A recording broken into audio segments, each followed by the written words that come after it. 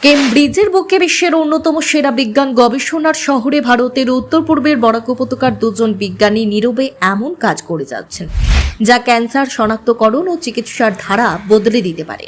Doctor Fazlur Rahman Talukdar এবং স্ত্রী doctor রুহিনা Shirin Laskar একটি বিবাহিত দম্পতি, দুজনেই বিজ্ঞানী। দুজনেই একই বরাক উপত্যকার মাটিতে বেড়ে ওঠা এবং দুজনেই এখন কেমব্রিজ বিশ্ববিদ্যালয়ে ক্যান্সার গবেষণায় অবদান রাখছেন। ডক্টর ফজলুর কেমব্রিজ রিজিওনাল কলেজে লেকচারার এবং এর আগে ক্যান্সার রিসার্চ ইউকে কেমব্রিজ ইনস্টিটিউটে বিজ্ঞানী হিসেবে কর্মরত ছিলেন। ডক্টর রুহিনা কেমব্রিজ বিশ্ববিদ্যালয়ের আর্লি ক্যান্সার ইনস্টিটিউটে একজন বিজ্ঞানী হিসেবে কর্মরত আছেন।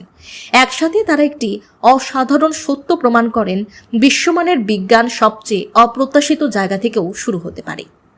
তার যাত্রা দেওরাইল গ্রাম থেকে cancer research UK Cambridge institute. Doctor Fazlur বড় হয়েছেন করিমগঞ্জ জেলার বদরপুরের দেওরাইল গ্রামে। ডক্টর ফজলুর তিনি কেন্দ্রীয় বিদ্যালয় 5 গ্রামে পড়াশোনা শেষ করেন, ব্যাঙ্গালোর বিশ্ববিদ্যালয়ে বায়োটেকনোলজিতে স্নাতক করেন এবং মাস্টার্সের জন্য অসম বিশ্ববিদ্যালয়ে ফিরে আসেন, যেখানে তিনি প্রথম স্থান এবং স্বর্ণপদক নিয়ে শীর্ষে থাকেন। তিনি দুবার GATE উত্তীর্ণ হন। সর্বভারতীয় 174 জাঙ্ক নিয়ে নেট JRF অর্জন এবং 2015 সালে মর্যাদাপূর্ণ DST ইন্সপায়ার ফেলোশিপের সহায়তায় PhD সম্পন্ন করেন।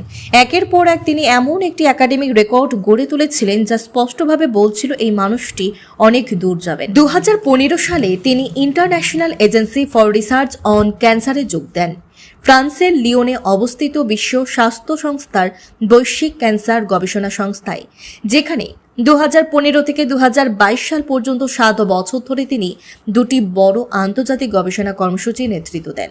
প্রথমটি আফ্রিকা, দক্ষিণ পূর্ব এশিয়া এবং দক্ষিণ আমেরিকার খাদ্যনালীর ক্যান্সারের আণবিক কারণ চিহ্নিত করে। দ্বিতীয়টি মধ্য দক্ষিণ ইউরোপ এবং ভিয়েতনামে খাদ্য ও জীবনধারা কিভাবে কোলোরেক্টাল ক্যান্সারের ঝুঁকি তৈরি করে তা অধ্যয়ন করে।